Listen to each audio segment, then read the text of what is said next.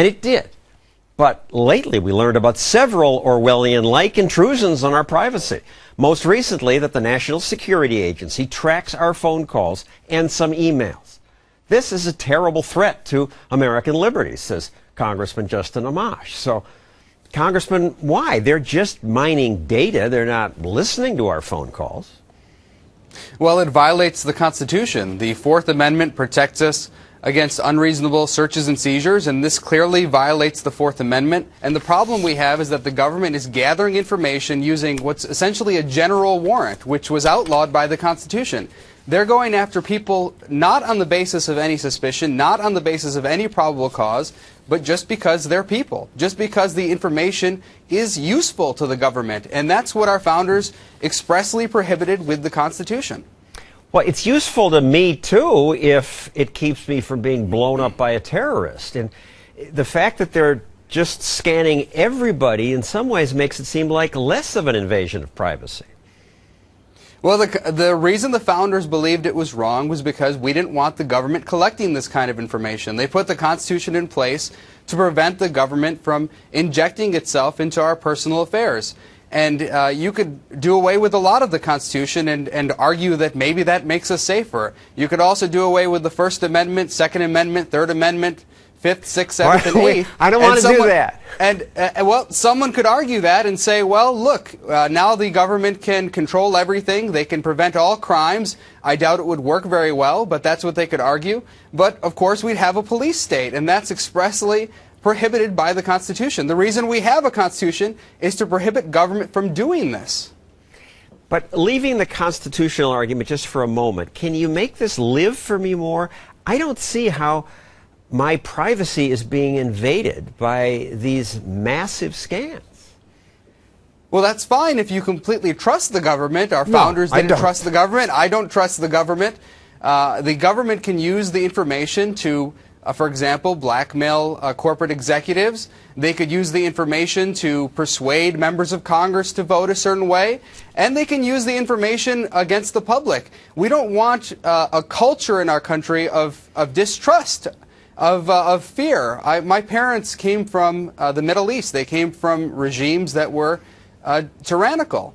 And in those countries, people were afraid to talk on the phone. They were afraid to talk to their neighbors because they were afraid everyone was a spy for the government. We don't want that kind of culture here in this country. It has a damaging effect on our culture. You can't see it here. I made up this list of 100 things I hate more than or as much as the NSA spying. And where do we rank this? I mean, you believe in liberty. Is it worse that they do this data mining than the fact that they employ 22 million people, that they say where our kids must go to school, that we have a $17 trillion deficit, that they pass Dodd-Frank, that there's bailouts? How much can we be angry about? I think it's all bad, but when you have direct violations of the Constitution, when you have someone trying to infringe upon the Fourth Amendment or the First Amendment or the Second Amendment, those are serious threats against our liberty, and more serious in many ways than the kind of financial exploitation that the government's involved in.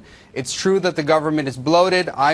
There's been no bigger advocate for balancing our budget and getting our debt under control than me, but at the same time, we have to look at this stuff, our civil liberties. That's why we fought a revolution back in the 1700s, is because of civil liberties violations. And in the 1700s, we got the Fourth Amendment, partly because British soldiers were going in people's homes and taking stuff and searching your most private space. How is looking for patterns in a billion phone calls anywhere like that?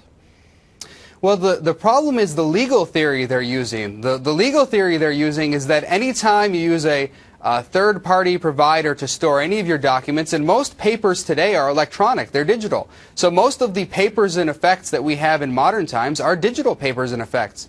And the government is using the false and flawed logic and argument that that is all available to the public. Once you put it out on a third-party server, the government has the right to obtain it because it's no longer private. And that's ridiculous. And what do you say to the claim that maybe 50 terrorist incidents were stopped? We don't even know if that number is accurate. Most of the information is classified. We can't get to the bottom of it. And frankly, a lot of the court opinions that deal with these cases are classified in a way where members of Congress can't get the opinions. Part of what we're doing with our bill is trying to make sure that these cases are available to members of Congress. Right now, I actually can't read the court opinions that are interpreting laws like the Patriot Act. Well, that certainly is a problem when they say it's secret. Trust us. Congressman Amash, thank you. Thanks, John. Now, the other